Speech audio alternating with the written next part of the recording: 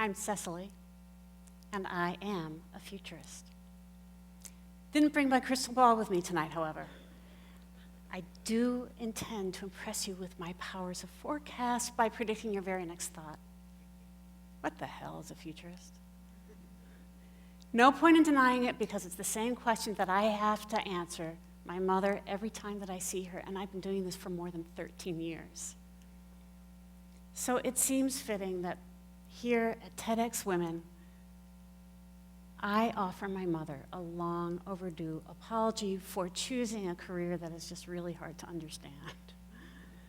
Heaven knows I've had many chances. I've been a professional dancer, I've been a chiropractor, I've been a college anatomy instructor, and I have been a branding consultant. All things that my super groovy, octogenarian, super smart artist of a mom would have a much easier time bragging about in yoga class. You can imagine her consternation when at the end of a shavasana or morning meditation, she and the ladies are chatting and they're asking her, so what's a futurist? What exactly does she do? Or the one that makes me laugh, how many of them are there? So, Mom, I'm sorry. It's just that, by definition, the work of a futurist is hard to grasp. The work we do, in fact, relates to the theme of this event, which is that we work in the space between. We work between what is known and what is unknown, what is present and what is emerging. It's kind of like we're electrons in an atom that are buzzing about, flitting at one place and then another and seemingly everywhere at once, trying to create meaning out of all of this chaos. It's an important work that we do, and in so doing, looking at all the disparate pieces of information, find the patterns so that we can begin to make sense of this ever-changing world. And then help people to become unstuck from what I call the permanent present. Help them see what's coming so that they can invent and realize their own future and find a path to it. It's crystal clear, right? So let me just step back a minute and tell you that there are two things that a futurist does. The first is we explore the world outside and look at how change emerges. The second is we look at the world inside to understand how we think and process information, come to ideas and insights. The first part, how the world changes, typically in my work, what I use is a predictive model that I call the four forces: resources, technology, demographics, and governance. It takes a lot of research and a lot of digging, and lucky for you, my time here tonight is not long enough to have you do that kind of manual labor. So I'm going to instead talk about the second part, which is how we think. And to bring you there, I'm going to actually take you back to a tiny sunlit studio in my hometown of Evanston, Illinois, where as a 6-year-old aspiring ballerina, I showed up at Madame Farrar's ballet studio. She was a very elegant French woman, and there I would join all the other little girls in my pink tights and black leotard. Madame was attired similarly, except that she also had a wraparound skirt, a very nice French bun, and a heel on her ballet slipper. More importantly, she had a cane. And she would use that cane to keep rhythm on the floor as we did our movement. She would use that cane to teach us what erect posture was like, or what the line of our legs should be. She was helping us to pound out the appropriate and focused type of perspiration that would help us get to where we wanted to go. Perspiration. I'm sure that you are very familiar with the quote from Thomas Edison, who said more than 100 years ago, 1% inspiration and 99% perspiration is what invention is all about. So it strikes me as odd and frustrating often that So many years after he said that, and with as common a phrase as that is, many people still relate to creativity as something that is God-given. You either have it or you don't. What I'd like to share with you is that, in fact, the creative process, the process of coming to an original idea, is something that is available to everybody. And I knew that back in Madame Farrar's dance studio, where every day we would show up and do pliés and tendus and piqués and pirouettes and pliés and tendus and piqués and pirouettes again and again and again. I progressed, I grew, and then I entered the field, and suddenly that same routine was now condensed where my mornings were in ballet class, my afternoons were in rehearsal, where we would perspire in making new work. And we would spend months on a new work before it came to the stage. But whether there was a bad performance or an injury, it didn't matter. The routine was the same, that we would go back to learn, create, produce. Learn, create, produce without fail. And it is that part of the creative process that we really need to surrender to. That it is far more the process of continuous exploration and refinement more than it is any kind of magic muse or divine inspiration that comes to some people and not to others. The fact is that the creative process, that of finding unique and original ideas that fit with this world, is something that is educable. Anybody can learn it. It is scalable. Groups of people, businesses, societies can learn how to do it. And it does start with just one simple thing: curiosity. What happens when we are stuck with a problem is that, in fact, we don't have enough information to actually make sense of it. And so the creative process is frequently about finding out more about what we need, more than what we currently know. This is a brain scan from a group at Washington University where they put people into a functional magnetic resonance imaging. What they saw is that when they asked people to remember their birthday, a familiar birthday from the past, where they would think about it for 10 seconds and really kind of marinate in all the details of it, that they were able to identify there on your left the areas of the brain that were responsible for those memories. Then, again, using the scanner, when they asked people to think about a future celebration, they noted that, in fact, the same areas of the brain were lighting up.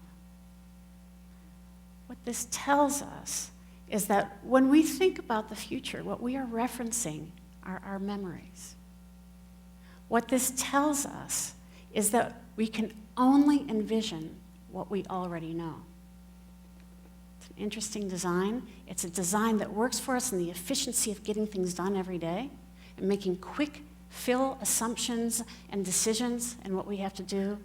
And it's also a design that limits us from seeing and anticipating more than we already know. Our memories, this is how we construct our futures. When we begin to fill in all the possibilities in that space between, we are filling it in with our past experiences. That's how we make sense of this world. So I want to try this out on you by asking you to just think for a moment. 30th birthday, what comes to mind? Island vacation. Smells, scenes, senses. Children's literature. Stories, authors. Science professor. Or Bangkok, Thailand. I'm pretty sure that even for those of you who may not have turned 30 yet, you have an idea. When somebody says 30th birthday, it comes alive. If we talk about Bangkok, Thailand, you may have lived there. Perhaps you haven't been any closer to Bangkok than a plate of pad thai. Whatever your experience, you have a vision of what that means and what it looks like. That's what you have to draw on as you begin to construct a future. So it is imperative, then, that we understand that it is all we have to work with when we are looking at problems. And as I said, problems are defined by anything we don't yet understand, and that gives us some direction. It gives us direction that means that it's time to start learning, which is what I found in my dance career when many years later I moved to Chicago, cut off my hair, tossed aside my pointe shoes, and joined a modern dance company. One day in rehearsal, there I was, running around, slipping and sliding as modern choreographers ask you to do. And afterwards, I just kind of was catching my breath, and one of my fellow dancers turned to me and goes, "You've never done anything but ballet, have you?" No. I was, of course, a little embarrassed, but it was true. All I had to pull from was all of that training. All of those memories limited me. And this describes the limit of expertise. Expertise only takes you deep within certain conditions and circumstances. We need to expand them, just as I needed to do as I was pursuing my effort to become a better modern dancer. I had to be a beginner again. And much like a toddler who is learning to walk, very deliberately feel things out until finally you repeat it enough again and again and again that it becomes automated and it becomes unconscious. Then, when I went to do these movements, I had more to pull from. It's easy to see that illustration in a physical form, but it is in fact thinking. Maybe muscle memory, but it is the same as what our brain does when we encounter anything new.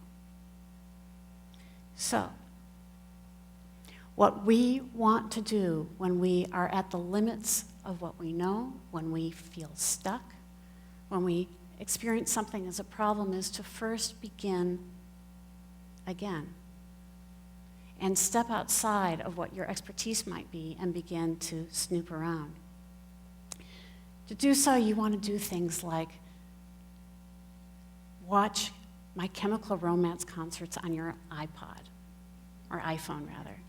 You want to go see Rigoletto at the opera. You want to watch science fiction movies and come to the Science Museum and play around on musical steps and see Tornado Alley and come back for the Body Worlds exhibit. All of those things, all the tastes, the sounds, the smells, the new information, helps to broaden your base of reference to a world that is also broadening. Here's the beautiful thing that happens when you do that. When you learn something new and your brain starts to record it, it searches around in its database for anything that's similar and can associate with it. And when it does, it clicks. And that's when we go, aha! I have never seen it that way before. And indeed, you haven't. It has been physically impossible until you had that new information to actually see a new dimension. That is why it is so critical to keep learning. Keep pouring into the brain things that are going to help you make a big difference in how you perceive and problem solve what the world throws at you. Insight. Insight is the holy grail.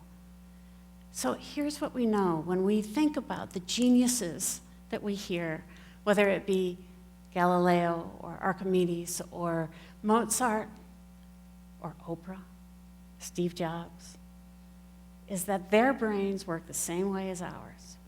And we have access, now that we understand how it works, to actually tap into that same kind of genius potential. We know how to arrive and engineer at intentional insight. We can, and more importantly, we must. And we must because in that space between, in this world we live in, there is an increased complexity and interdependence that is deepening faster and faster than our memories can hold. So if we are to make sense of this world, we have to have a broad reservoir of resources to pull from so that we can imagine new possibilities, that we can see our way into a future that actually resonates with the world as it is. That's what a futurist does. And if I had my way, I would go back to my mother and say, actually, it's more of a competency than it is a profession. If I had my way, I would see that this would be a kind of literacy that kids would learn in school. We would see teenagers, imagine this, think about long-term consequences before taking action. We would see young adults who, as they were taking new turns in their lives, would reference, so what's important to me? Who am I and where am I going? And we would see leaders who care about inspiring courage and curiosity in the people around them. We would see them, instead of being rigid, go for rigor. That's the world that I envision. So that when my mother asked me that question of how many futurists are there, I can say, well, at least beginning tonight in this auditorium with you, lots. Thank you.